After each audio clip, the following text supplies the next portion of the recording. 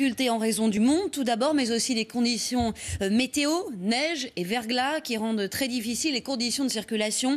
Les autorités qui interdisent 2 autoroutes actuellement, l'A48 et l'A43 qui sont complètement saturées. On va le voir sur les toutes dernières images. Ici, on est précisément sur l'A43 en direction de Chambéry. L'A43 qui est bloquée entre le péage de Saint-Quentin et de Chambéry. Pour l'A48, elle est coupée dans les 2 sens. L'A48 qui est coupée entre Bourgoin et Voreppe. Voilà pour les points de blocage. On va justement faire le point avec vous, Séverine Besson. Vous représentez précisément le CRIR dans la région Rhône-Alpes.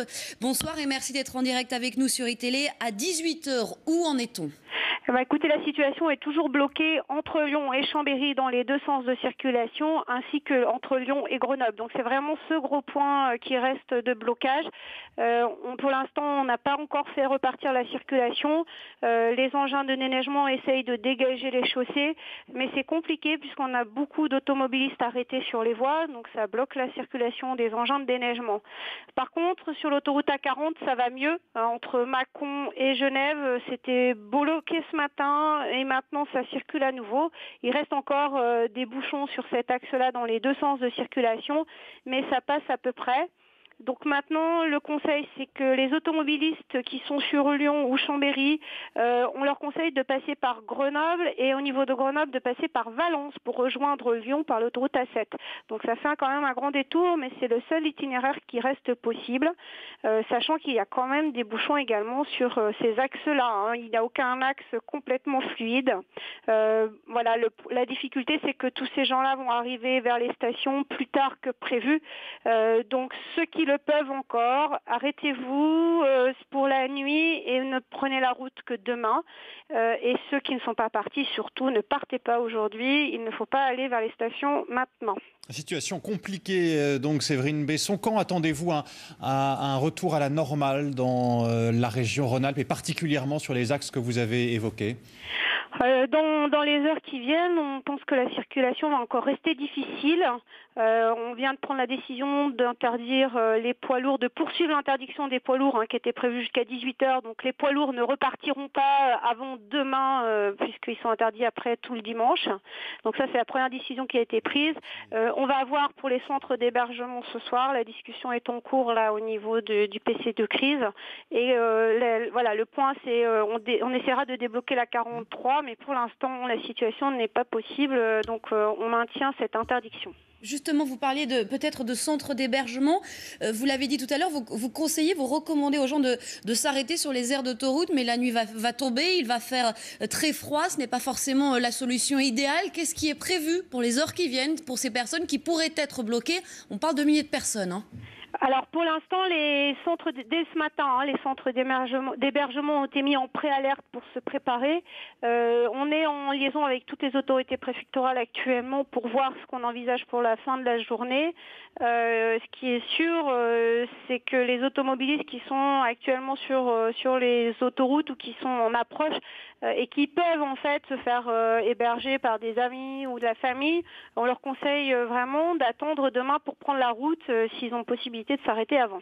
Merci Séverine Besson, co-directrice du Centre régional de circulation Rhône-Alpes. Situation très difficile, bloquée même sur la 43 et la 48. Vous l'avez vu sur ces images tournées il y a quelques instants. Itinéraire bis recommandé par les autorités via la 7. Ça vous fait faire un gros détour si vous vous apprêtez à vous rendre dans les stations de ski. Une petite amélioration, elle concerne la 40, mais donc la circulation est encore chaotique. Ce soir, dans la région Rhône-Alpes, des milliers de voitures circulent très difficilement en direction des stations de ski. Un témoignage à présent, Alice. Oui, parmi ces naufragés de la route, l'une de nos confrères, Nora Mediani.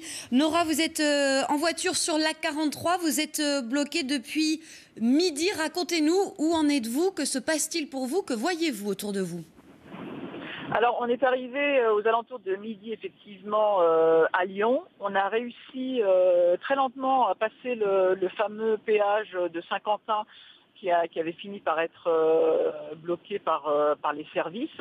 Donc, on s'est retrouvé du coup bloqué entre ce péage et la Tour du Pin, donc un tronçon d'une trentaine de kilomètres, mais qu'on a parcouru en un peu plus de 4 heures.